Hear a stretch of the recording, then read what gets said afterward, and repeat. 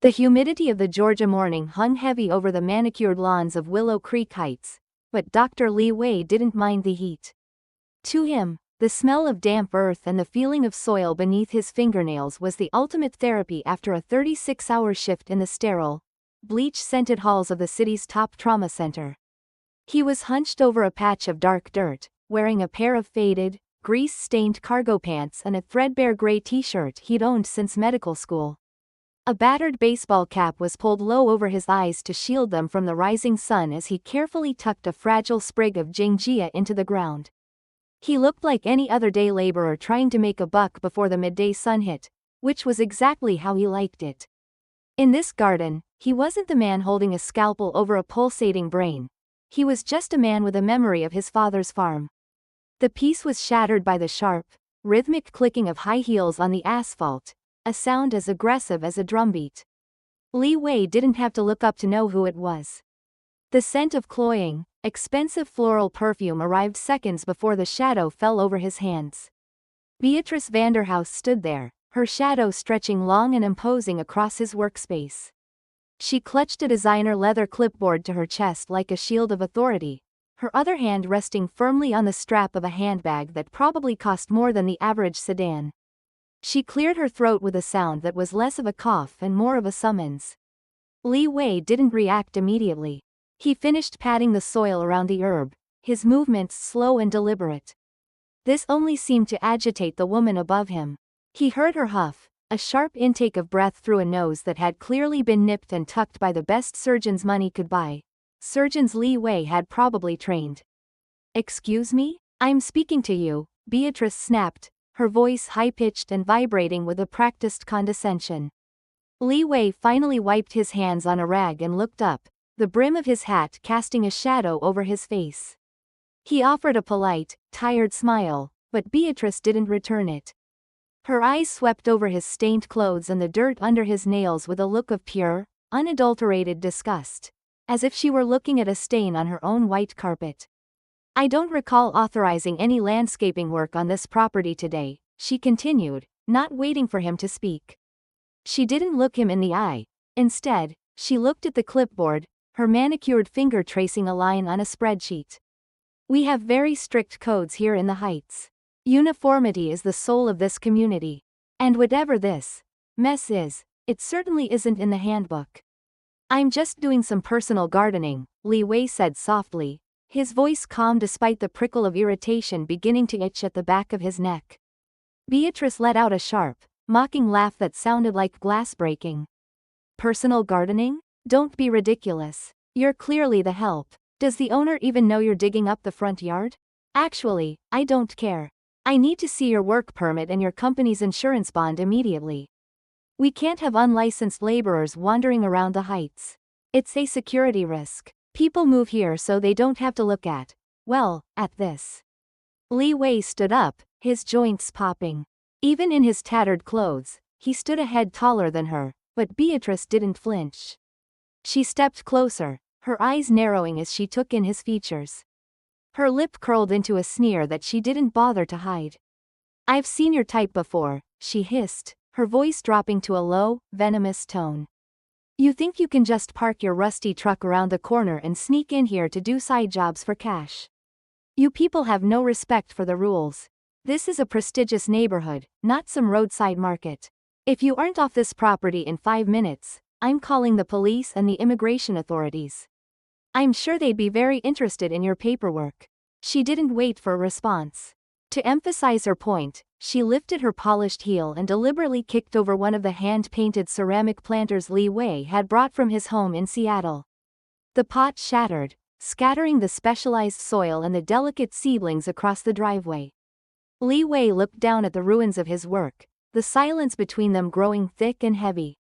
Beatrice adjusted her handbag on her shoulder, a smug, triumphant smirk playing on her lips as she watched him stare at the mess. She felt the surge of power that always came from putting someone in their place, never imagining that the man in the dirt was the only one who could save her world when it eventually came crashing down. The broken shards of the ceramic planter lay scattered on the driveway like the remnants of a lost dream, and for a moment, the sound of the modern American suburb faded away. Li Wei stared at the spilled soil, but his mind traveled 6,000 miles across the ocean and 15 years into the past. He could almost smell the thick, humid air of the Sichuan countryside and hear the rhythmic, wet thud of his father's hoe hitting the earth. Back then, they didn't have manicured lawns or gated entries. They had a small, stubborn plot of land that barely gave enough to eat. He remembered his father, a man whose hands were like ancient tree roots, gnarled and stained with the very earth he worshipped. The memory turned bitter as he recalled the night the headaches started. He could still see his father leaning against the doorframe of their hut, clutching his temples as the kerosene lamp flickered. They had traveled 3 days on a crowded, dusty bus to reach the nearest provincial hospital, only to be met by a wall of cold indifference. Li Wei remembered the feeling of the thin, crumpled bills in his pocket, everything they owned, and the way the head doctor hadn't even looked up from his clipboard. Without a massive deposit and a connection to a specialist, his father was just another peasant taking up space in a crowded hallway.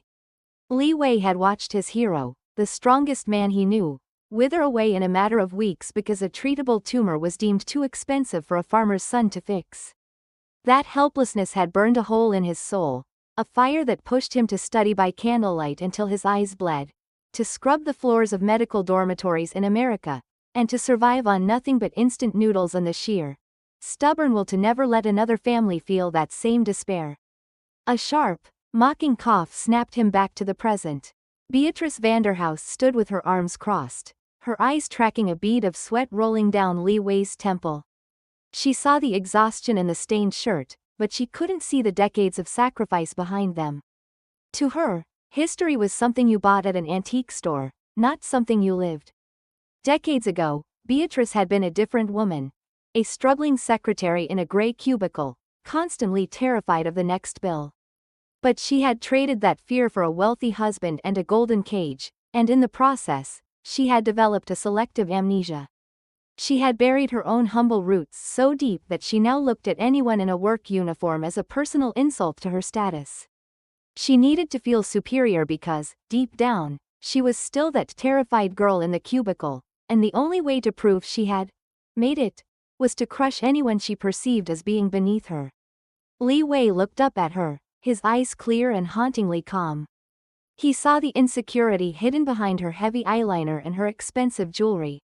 He thought about telling her who he was, that he had more schooling than her entire social circle combined, that his signature on a medical chart could authorize surgeries that cost more than her Mercedes. But he held his tongue. He knew that revealing his title wouldn't change her heart, it would only make her crawl, and he didn't want her to crawl. He wanted her to understand. Leo, the retired veteran from 2 houses down, stood on his porch holding a lukewarm cup of coffee, his phone held discreetly against his chest, the camera lens peeking through his fingers. He had seen this play out a dozen times with Beatrice, but something about the quiet dignity of the new man in number 42 made him keep the recording running. He watched as Beatrice checked her diamond-encrusted watch and let out an exaggerated sigh of boredom. "I'm waiting," she said, her voice dripping with a fake, sugary sweetness that was more insulting than a scream. "The 5 minutes are ticking away. Do you need me to call someone to translate the word, evicted, for you? Or are you going to pack up your little dirt piles and go back to wherever it is you people come from? This isn't a charity ward, and it's certainly not a playground for migrants to play in the mud." Li Wei stood up slowly, brushing the dust from his knees. The tension in the air was thick enough to choke on. He didn't look like a victim, and he didn't look like a threat. He looked like a man who had seen the worst the world had to offer and had come out the other side with his soul intact. He looked at the shattered pot one last time, then looked directly into Beatrice's eyes. He didn't say a word, but the depth of that gaze made her take a half step back, her heels clicking nervously against the pavement. The hidden truths of their pasts were vibrating between them, one fueled by a legacy of loss and healing, the other by a desperate need to maintain a lie. As Li Wei began to slowly gather his tools, the shadow of a much larger storm was already beginning to darken the horizon of Willow Creek Heights. The following Monday morning, the gates of Willow Creek Heights didn't feel like a luxury perk. They felt like the bars of a cage. Beatrice had spent the entire weekend busy as a spider, weaving a web of lies through the neighborhood group chat and emergency WA emails. By the time Dr. Li Wei tried to drive to the hospital for his early shift, the atmosphere in the community had turned toxic. He noticed the neighbors, people he had waved to just days before, now pulling their children closer and hurrying inside as his car passed. At the exit gate, the usual friendly nod from security was gone. In its place was Marcus, a man whose uniform seemed 2 sizes too small for his ego and whose eyes held a glint of predatory excitement. Marcus stepped out of the guard booth, holding up a flat palm to signal Li Wei to stop. He didn't just check the ID. He leaned his elbows on the driver's side window, his shadow looming over Li Wei as he took an unnervingly long time to inspect the plastic card. Beatrice stood on the sidewalk nearby, her arms crossed over a pale blue blazer, nodding like a judge presiding over a sentencing. Marcus tapped the ID against the car door, the sound sharp and disrespectful. "I'm gonna need you to step out of the vehicle, pal," Marcus said, his voice a gravelly drawl. "We've had reports of unauthorized residents using stolen credentials. You don't look like a doctor to me. You look like you're lost." Li Wei glanced at his watch. The surgical team would be scrubbing in for a critical hemispherectomy in 40 minutes. "I live at number 42, Marcus. You saw me move in. I have a surgery to perform, and every minute you hold me here is a minute a patient loses. Please, move the gate." Beatrice stepped forward then, her heels clicking on the pavement with the finality of a gavel. "Oh, give it a rest with the doctor act," she spat, her lip curling in a sneer.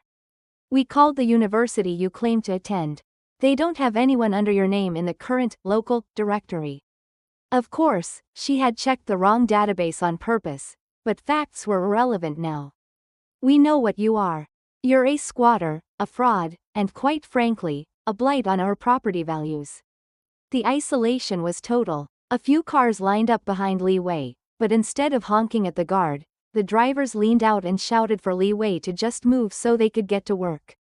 No one stood up for him. Among the crowd was Sarah, the local realtor who had sold Li Wei the house. She had sat in his living room, drank his tea, and complimented his taste, but now she stood behind Beatrice, whispering into her ear and handing her a folder. Sarah caught Li Wei's eye for a split second and immediately looked away, smoothing her skirt and pretending to be deeply interested in the WA bylaws. She had been the one to leak his private mortgage documents to Beatrice, hoping to stay in the Queen's good graces to secure future listings in the Heights. The direct attack came swiftly. Beatrice reached into her folder and pulled out a bright red notice to vacate, slapping it against Li Wei's windshield. Under the emergency injunction for misrepresentation of resident status and community safety violations, you are hereby ordered to vacate these premises, she announced, her voice booming so the gathering neighbors could hear. "Marcus, remove him." Marcus didn't hesitate. He grabbed Li Wei's shoulder with a heavy hand, forcing him out of the car. In the struggle, Li Wei's professional medical bag, the one containing his personalized surgical loupes and notes, fell to the ground. The latch broke, and his stethoscope and journals spilled into a puddle of oily rainwater.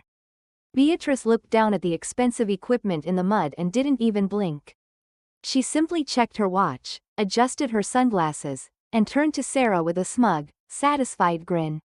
"It's about time we took out the trash, don't you think?"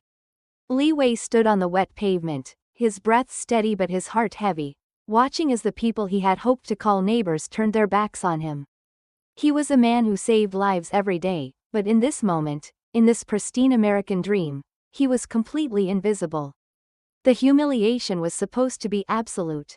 Li Wei stood on the rain-slicked pavement, his surgical journals soaking up the oily water while Marcus loomed over him like a triumphant conqueror. Beatrice stood nearby, her phone raised as she recorded the scene, her face twisted into a mask of smug satisfaction. She was already mentally drafting the caption for the neighborhood watch group. Problem solved. But the universe has a violent way of correcting the scales of justice. Just as Beatrice opened her mouth to deliver one final, stinging insult, a sound ripped through the air, a wet, guttural choke followed by the heavy thud of a body hitting a luxury SUV. Across the street, Arthur, Beatrice's husband, had been watching the spectacle from their driveway. Now, he was slumped against the passenger door of his Mercedes, his face a terrifying shade of ashen gray. His left arm hung limp, and his eyes were rolled back into his head, vibrating with a silent, internal agony. Beatrice's phone clattered to the ground, the screen shattering as she let out a piercing, animalistic scream. Arthur, Arthur, baby, talk to me. She scrambled toward him, her high heels clicking frantically on the asphalt, her composure vanishing in a heartbeat. Marcus, the man who had been so brave while bullying a peaceful neighbor, froze. His face went pale, and he took a step back, his hands hovering uselessly at his sides as he watched Arthur's body begin to seize. He wasn't a hero, he was a bully in a costume, and in the face of a real life and death crisis, he was paralyzed by cowardice. The neighborhood fell into a panicked chaos. Sarah the realtor began fumbling with her phone, her voice shaking as she tried to give the dispatcher an address she should have known by heart. The siren of a distant ambulance wailed in the background, but the dispatcher's voice was grim over the speaker. A multi-car pileup on the main artery had blocked all emergency routes. The nearest unit was 20 minutes out. In the world of neurology, 20 minutes is the difference between a full recovery and a casket. Beatrice was on her knees in the driveway, clutching Arthur's expensive silk tie, sobbing hysterically. Someone help him. Why isn't anyone helping him? She looked at Marcus, who just shook his head and stared at the ground. She looked at Sarah, who was backed away, trembling. Then, she felt a shadow fall over her. Li Wei was there. He wasn't running, he was moving with a terrifying, rhythmic precision. He had picked up his mud-stained medical bag, and as he approached, his entire aura had shifted. The humble, quiet neighbor was gone. In his place stood a man who lived in the narrow gap between life and death. Get back, Beatrice, Li Wei commanded. His voice wasn't loud, but it had the weight of cold steel. It was the voice of a man used to being obeyed in rooms where every second cost a fortune. Beatrice looked up, her mascara running in black streaks down her face. No, don't touch him. You're just a gardener. You'll hurt him, she shrieked, her prejudice still fighting against the reality of her desperation. Li Wei didn't even look at her. He dropped to his knees beside Arthur, his fingers moving to the man's carotid artery with practiced ease. He's having a subarachnoid hemorrhage, Li Wei said, talking more to himself than to the sobbing woman beside him. If I don't relieve the intracranial pressure right now, his brain will herniate before the ambulance clears the first intersection. He reached into his bag and pulled out a sterile, sealed kit, the tools he always kept for emergencies. Beatrice tried to grab his arm, her voice a shrill, broken mess. Stop it, you're going to kill him. You're doing this on purpose. Li Wei turned his head just an inch, his eyes locking onto hers with a piercing intensity that silenced her instantly. Beatrice, look at me, he whispered. You spent all morning trying to throw me out of this neighborhood because you thought I didn't belong. But right now, I am the only person on this planet who can keep your husband's heart beating. Now, hold his head steady and shut up, or watch him die. The silence that followed was deafening. The neighbors watched from their lawns, frozen in shock as the squatter they had just shunned began to perform a miracle in the mud of a driveway. Li Wei wasn't a victim anymore.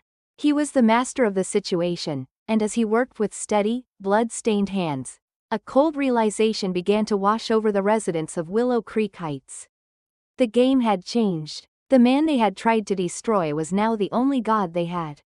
Li Wei didn't feel anger, and he didn't feel triumph. He felt the familiar, heavy pull of his calling. He was no longer playing the part of the quiet neighbor. He was playing the long game now, and the surgery had already begun. The sirens eventually arrived, their blue and red lights bouncing off the pristine white columns of the neighborhood mansions, but the man they found kneeling in the driveway was no longer just a gardener in their eyes. Dr. Li Wei watched as the paramedics loaded Arthur onto the gurney, his hands still stained with the man's blood, the same blood that Beatrice had claimed was so vastly different from his own. As the ambulance sped away toward St. Jude's Memorial, the neighborhood fell into an eerie, suffocating silence. Beatrice didn't look back at Li Wei. She scrambled into the passenger seat of the emergency vehicle, her face a frantic mess of smeared makeup and terror, still clutching her designer handbag as if it were a life raft in a storm she had helped create. While the neighborhood whispered behind closed curtains, Li Wei went back to his house. He didn't pack a suitcase to leave, as Beatrice had demanded. Instead, he stood in his shower, letting the hot water wash away the mud of the driveway and the physical weight of the morning's confrontation. He was tired, bone-deep tired, but his mind was moving with the cold, calculated precision of a grandmaster. He realized that simply being a good neighbor wasn't enough to survive people like Beatrice. To change the world, or even just this gated street, he had to stop playing the victim and start playing the architect of his own destiny. An hour later, Li Wei arrived at St. Jude's Memorial. He didn't enter through the emergency room where a hysterical Beatrice was currently screaming at a triage nurse about who her husband was. Instead, he scanned his high-level security badge at the private staff entrance. The hospital staff didn't see a squatter. They saw the chief of neurosurgery. He walked through the sterile, hushed corridors, his footsteps silent on the polished linoleum. In his private office, he exchanged his casual clothes for the crisp, tailored scrubs of his office. He sat at his mahogany desk and made 3 phone calls. The first was to his attorney, requesting a full audit of the Willow Creek Heights WA charter. The second was to the hospital's board of directors. The third was a quiet, brief conversation with Mr. Sterling, the CEO of the hospital network. Meanwhile, back in the public waiting room, Beatrice was pacing like a caged animal.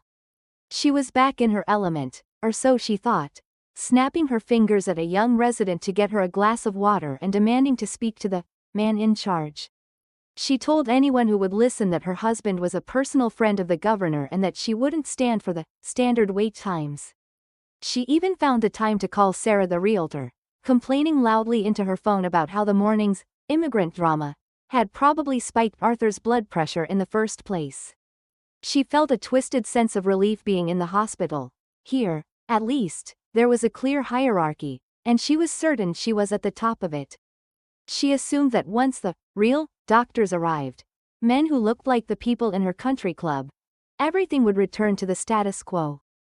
Deep in the surgical wing, Li Wei sat in front of a glowing monitor, his eyes tracing the jagged lines of Arthur's brain scans. He saw the rupture, a ticking time bomb nestled deep in the cerebral tissue. Most surgeons would have called it inoperable, but Li Wei saw a path. He spent the next 3 hours in a state of hyper-focused preparation, a silent grind that no one in the outside world would ever see. He wasn't fueled by a desire for revenge, he was fueled by the same quiet dignity he had shown while planting his herbs. He was setting a trap, not out of malice, but out of a necessity for justice. Every document he signed and every medical order he placed was a brick in a new foundation. As the sun began to dip below the horizon, the hospital's VIP liaison approached Beatrice in the waiting room. The woman looked at Beatrice with a professional, unreadable expression. "Mrs. Vanderhouse, the chief of neurosurgery has reviewed your husband's case," she said. "He has agreed to perform the bypass, but it is an extremely delicate procedure. He is ready for the pre-op briefing." Beatrice smoothed her hair, straightened her blazer, and regained her smug composure. "About time," she huffed, grabbing her purse. "I hope he's as good as his reputation suggests. I have half a mind to sue this facility for the delay."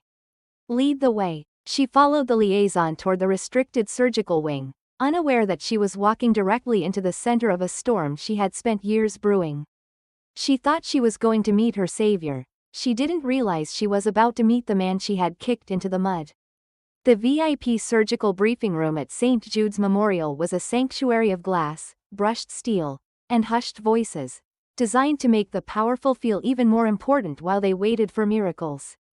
Beatrice Vanderhouse sat at the head of the conference table, her presence filling the room with the sharp, aggressive scent of her designer perfume. She had spent the last hour revitalizing her ego. She had summoned Sarah the realtor to sit by her side, needing an audience for her performance of grief and authority. Even Marcus, the disgraced security guard, stood by the door in his wrinkled uniform, looking like a whipped dog hoping for a scrap of his master's favor. Beatrice tapped her manicured nails against the mahogany surface, the sound echoing like a ticking clock. She checked her watch every 30 seconds, huffing with an entitlement that suggested the entire hospital revolved around her social calendar. "This is simply unacceptable," Beatrice remarked to Sarah, loud enough for the nursing staff at the nearby station to hear. "We have been waiting for the chief for nearly 20 minutes. My husband is the primary benefactor for the autumn gala, and yet we are being treated like we're in a public clinic. I expect a formal apology before we even discuss the bill." Sarah nodded frantically, her eyes darting around the room. She was terrified that her role in the morning's eviction drama would come to light, but she was more terrified of Beatrice's wrath. Marcus just leaned against the wall, trying to look tough, though he jumped every time a cart rolled by in the hallway. The door finally opened, and Mr. Sterling, the CEO of the hospital, walked in. He was a man of immense gravity, dressed in a three-piece suit that cost more than Beatrice's handbag. He didn't offer a smile. He didn't offer a handshake. He simply stood at the foot of the table and looked at the trio with a gaze that was disturbingly cold. "Mrs. Vanderhouse," he began, his voice a low, resonant baritone. "Your husband's condition is critical. We have the surgical team assembled. However, the chief of neurosurgery has a very strict policy regarding the environment of his wing. He believes that the energy brought into this room affects the outcome on the table." Beatrice rolled her eyes, a smug smirk tugging at the corners of her mouth. "Oh, spare me the new age nonsense, Mr. Sterling. Just bring the man out. I want to see the person I'm paying to fix my husband. I assume he's a graduate of Johns Hopkins? I won't have some junior resident practicing on Arthur." She leaned back, crossing her legs and looking at Sterling as if he were an unruly waiter. Sarah chimed in, trying to sound sophisticated.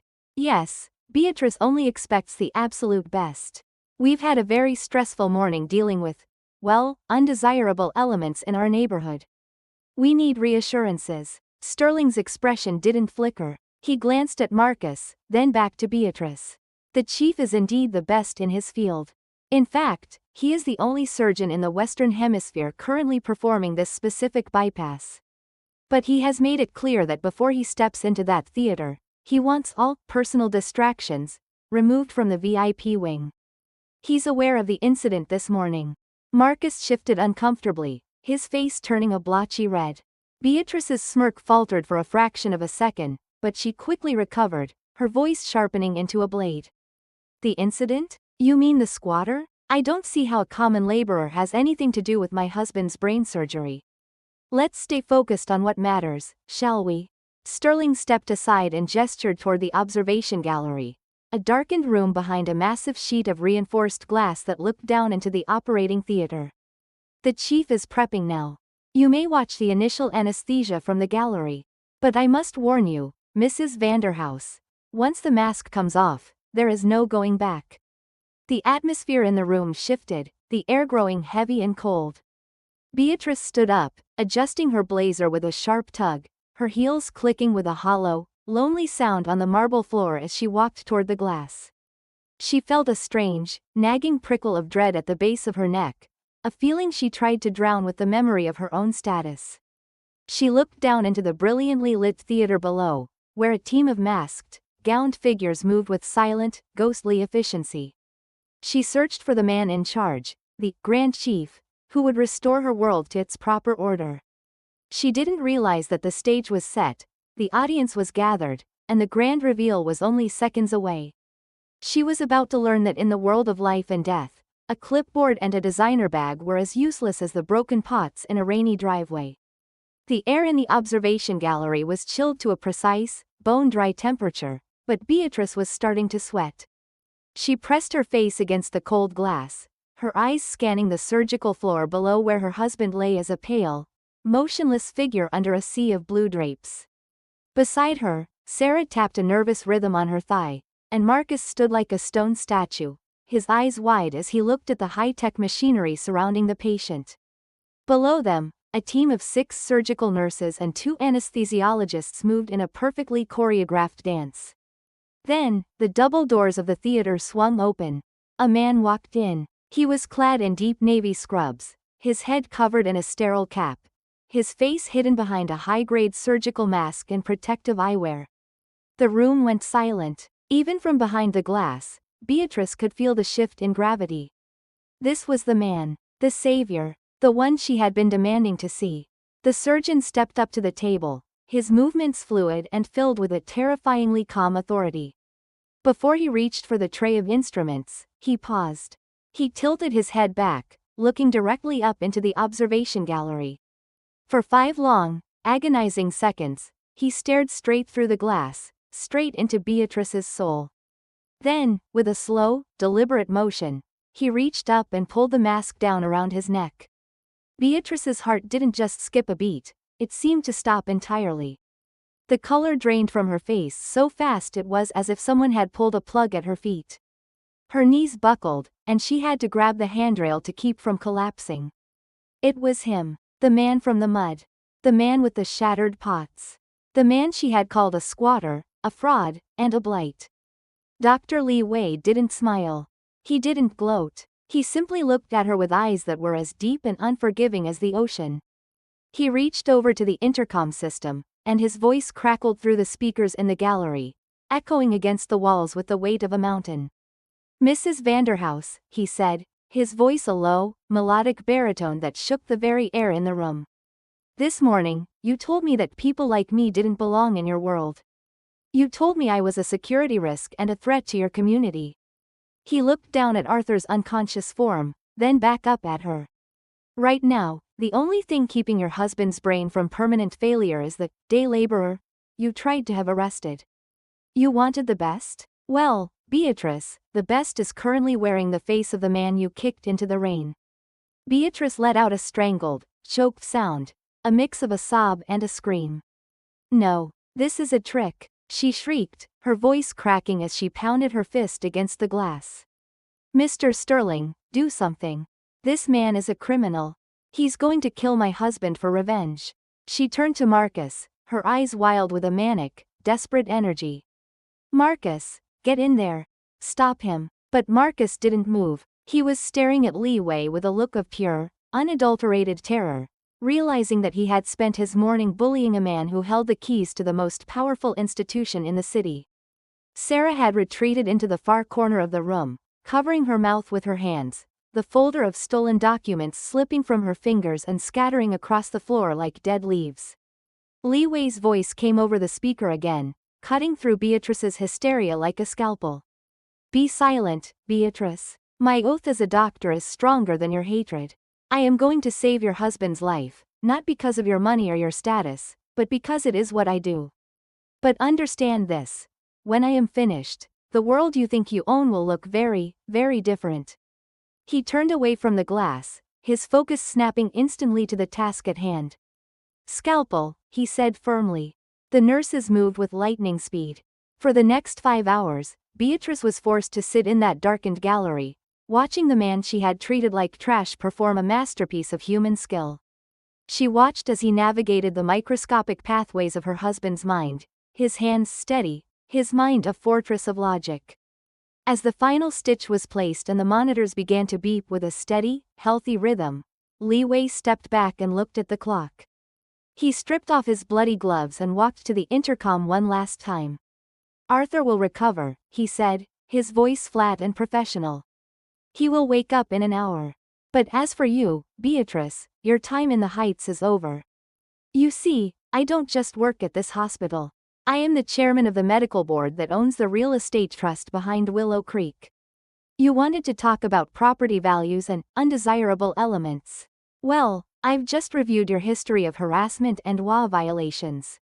You aren't being evicted because of your race or your job. You are being evicted because you are a poison." He turned and walked out of the theater without looking back, leaving Beatrice alone in the dark, clutching her expensive handbag as the reality of her total defeat began to settle over her like a shroud. The weeks following the surgery felt like a slow-motion landslide for the house of cards Beatrice Vanderhouse had spent a lifetime building. Arthur woke up 3 days later, his mind clear and his memory of the incident on the driveway vivid and terrifying. When he learned that the man his wife had called a blight was the surgeon who had meticulously reassembled his shattered future, the divorce papers were served before he was even discharged. Arthur didn't just want a separation, he wanted to cleanse his life of the toxicity that had nearly cost him his existence. He exercised the morality clause in their prenuptial agreement, citing her public harassment and the resulting reputational damage to his business ventures. Beatrice found herself stripped of the Vanderhouse name, the black Amex cards, and most importantly, her throne in Willow Creek Heights. The neighborhood changed almost overnight. Marcus was fired within 24 hours, his security license revoked after Leo, the quiet veteran, handed over the crystal-clear footage of the guard's physical harassment of Dr. Wei. Sarah the realtor's business plummeted as the story went viral. Her exclusive listings evaporated when the local community realized she had used private financial data to help a bully. They were the casualties of a war they had started for the sake of a few crumbs of status, and in the end, they were left with nothing but the bitter taste of their own choices. 5 years passed with the quiet, steady rhythm of a well-tended garden. Willow Creek Heights was no longer a gated fortress of exclusion. Dr. Li Wei had used his position on the board to dissolve the aggressive WA policies, replacing them with a community-funded health initiative. His own front yard was a lush, sprawling sanctuary of traditional herbs and vibrant flowers, no longer hidden or shamed. One crisp autumn morning, as Li Wei was walking toward his car to head to the hospital, he stopped at the edge of the neighborhood park. A small crew of people in bright orange vests were picking up litter along the curb, part of a court-ordered community service program for nonviolent offenders. Among them was a woman who looked 20 years older than her actual age. Her hair, once perfectly coiffed, was pulled back in a messy, graying ponytail. Her skin was weathered by the sun, and the designer handbag had been replaced by a heavy plastic bucket of trash. It was Beatrice. She didn't look up as the luxury cars passed her by. She didn't snap her fingers or check her watch. She just kept her head down, stabbing at a discarded soda can with a metal reacher. Li Wei walked over to the sidewalk. He didn't come to gloat, and he didn't come to mock her.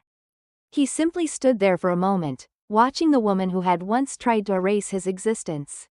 Beatrice finally looked up, her eyes wide with a flash of the old fear, but it quickly faded into a dull, hollow shame. She braced herself for an insult, for a, "Do you remember me?" or a, "How the mighty have fallen." Instead, Li Wei reached into his bag and pulled out a chilled bottle of water and a small energy bar. "It's going to be a hot one today, Beatrice," he said, his voice soft and free of any jagged edges. "You should stay hydrated." He set the bottle on a nearby stone wall. "I'm actually hiring for the hospital's environmental services department next month. It's hard work, but it's honest, and it comes with full benefits. If you're tired of the road work, come by my office. Everyone deserves a chance to grow something new." Beatrice stared at the water bottle, her throat working as she swallowed a lump of pure, unrefined regret. She didn't say thank you, she wasn't there yet, but she didn't scream either. She watched as the man she had called trash walked away with the same quiet dignity he'd had when he was kneeling in the dirt 5 years ago. The lesson of Willow Creek Heights was whispered through the streets for years to come. It wasn't just a story about a doctor or a gardener, it was a reminder that the world is a giant mirror. If you spit at the world, the wind will eventually blow it back in your face. But if you plant kindness, even in the harshest soil, you might just find that the person you tried to kick out is the only one who will reach out a hand when you're the one lying in the mud. After all, a title might tell people what you do, but how you treat those who can do nothing for you is the only thing that tells the world who you truly are.